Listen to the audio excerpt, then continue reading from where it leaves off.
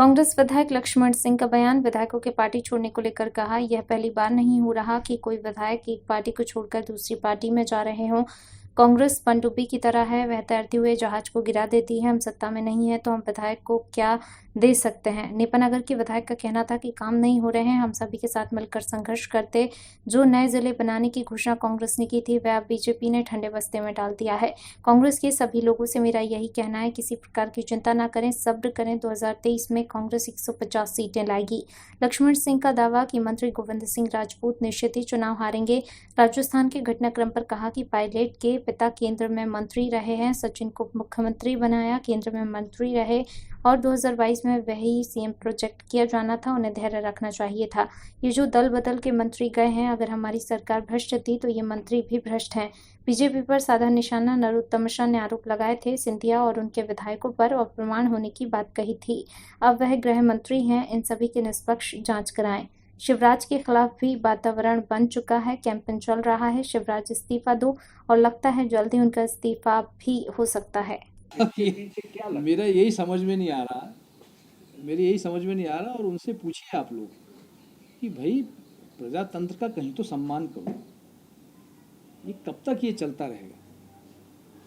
और सभी कांग्रेस के हमारे सभी विधायक भाइयों बहनों से मेरा यही कहना है कि इसमें घबराने की, चिंता करने की बात नहीं है। 2023 3 साल दूर है, 2-3 साल हमको संघर्ष करना है। 23 में हम 150 सीट लेकर आएंगे, पक्की बात है। ये थोड़ा सब्र करिए, सब्र की ज़रूरत है, बस मेरा यही कहना है। भाजपा के मैं आपको गारंटी से कह रहा हूँ कि गोविंद सिंह राजपूत जो हैं, ये सुर्खी से चुनाव हारने वाले हैं, निश्चित रूप से हारेंगे।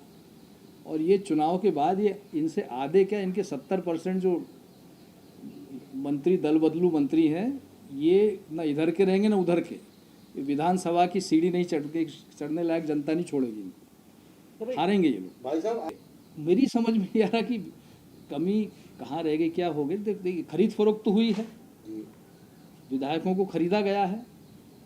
क्या ये सही है? नहीं है, बिल्कुल गलत है। लेकिन जब हम विपक्ष में हैं तो हमें विपक्ष की भूमिका निभाना चाहिए। विपक्ष में रह के हम सत्ता पक्ष की भूमिका नहीं निभा सकते। या तो हम सत्ता में हैं या हम विपक्ष में हैं। जब हम सत्ता में आएंगे तो हम सत्ता पक्ष की भूमिका निभाएंगे, पर आज हम जब विपक्ष में हैं तो हमको मजबूती से विपक्ष की भूमिका निभाना चाहिए। मध्यावधि चुनाव की मांग भी करते हैं क्या? नहीं, मैं नहीं करता।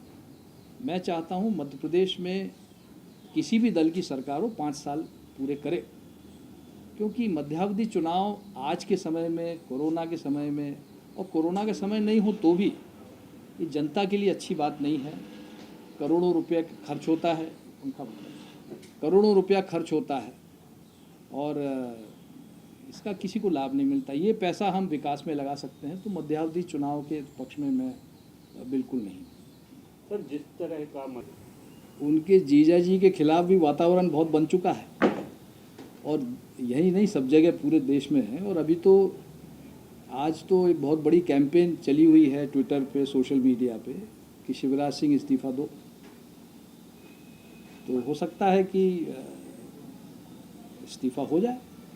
देखिए, भविष्य किसको मालूम है, राजनीति में हर चीज़ संभव है, और हो सकता है शिवराज सिंह जी का इस्तीफा हो जाए। क्या लगता है सर, उमा जी भी आजकल काफ़ी सक्रिय हैं मध्य प्रदेश? हाँ, सक्रिय रहें और अपनी पार्टी में सभी को सक्रिय होना चाहिए। यह तो स्वागत है उनका।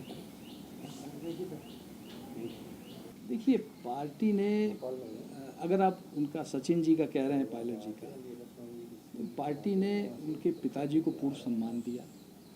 उनके पिताजी केंद्रीय मंत्री थे, गांधी परिवार के बहुत निकट रहे हैं और बड़े कुशल राजनेता रहे हैं और बहुत अच्छे व्यक्ति थे।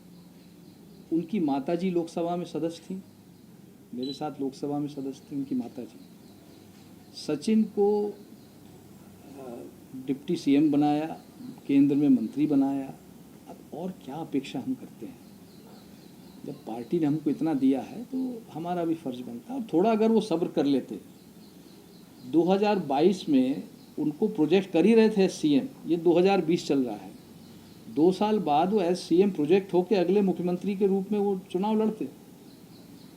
तो ऐसा क्या हो गया कि 2 साल में आप 2 साल भी आप सब्र नहीं कर पाए? डिप्टी CM का पोस्ट है आपके पास, बहुत बड़ी पोस्ट है। माना आपके साथ 25-30 विधायक हैं, तो कांग्रेस पार्टी के विधायक हैं, कांग्रेस पार्टी ने उनको टिकट दिया है, सिंबल दिया है।